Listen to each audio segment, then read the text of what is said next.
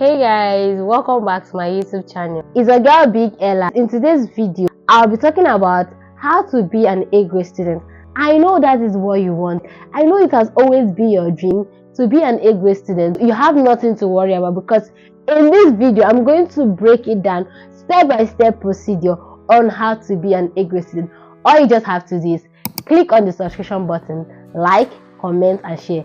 I know most people always think that A-grade students are always awkward.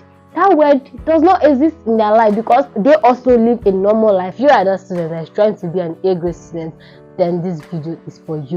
But before we dive into the video, if you're yet to subscribe to our YouTube channel, this will be the right time for you to click on the subscription button, like, comment, and share.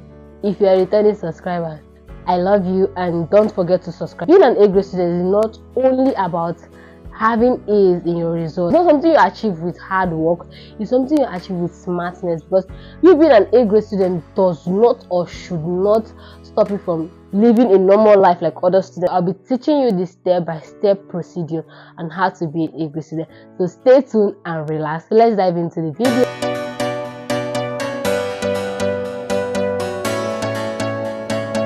In my list here, number one thing you need to stop doing if you want to be an A-grade student is stop procrastination. You know, this thing has killed a lot of students. I used to be a victim of procrastination, but since I found out these tips, guy, my life has literally changed. What is procrastination in first time? Procrastination is when the class is going on, when you are still in the class, you'll be like, oh, definitely I'm going to study this course after this class, I'm going to do more research so that I will grab it very well. All of us, these things always come to our mind, I know. But what happens later? After the class, you close your book and dump it.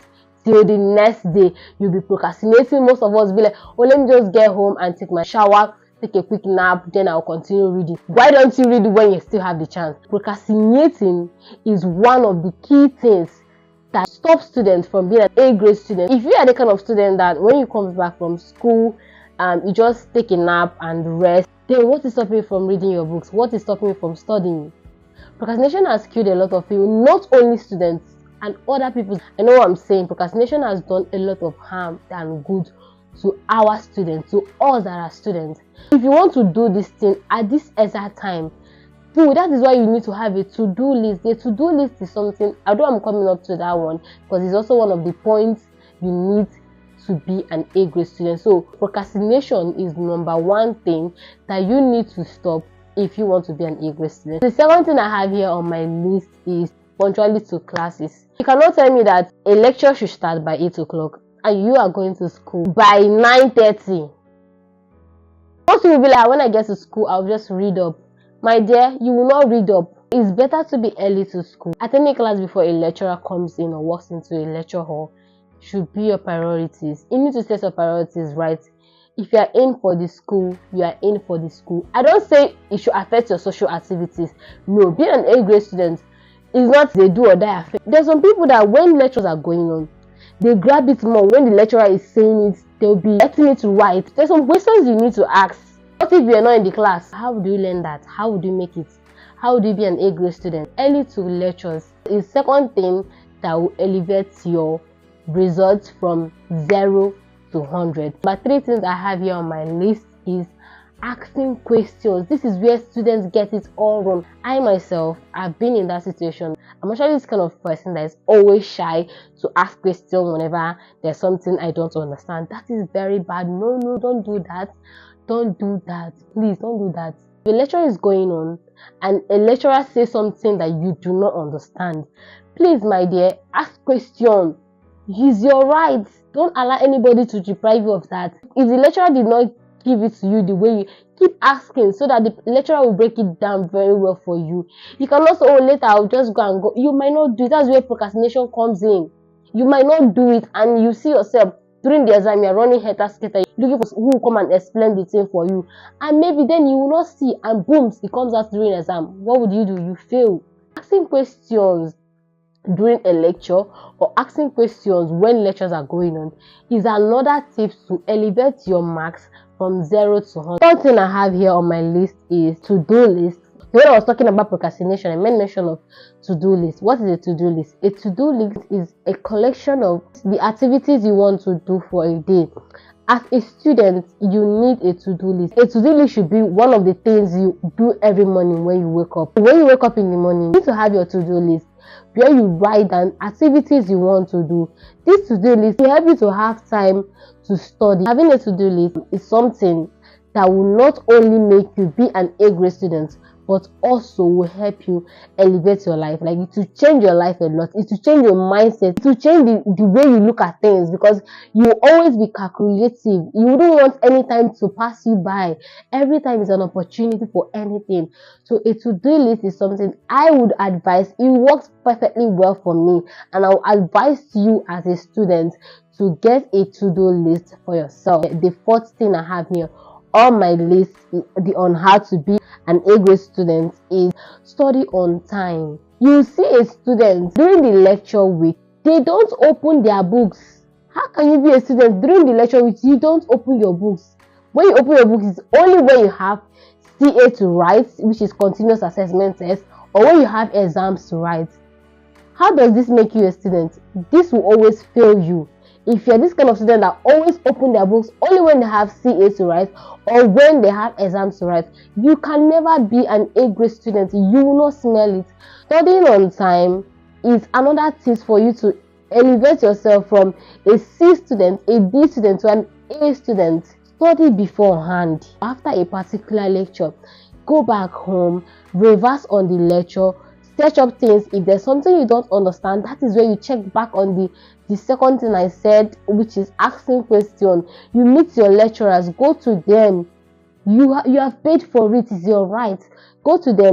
Sir, ma, I don't understand this, can you clear me up? And they will do it.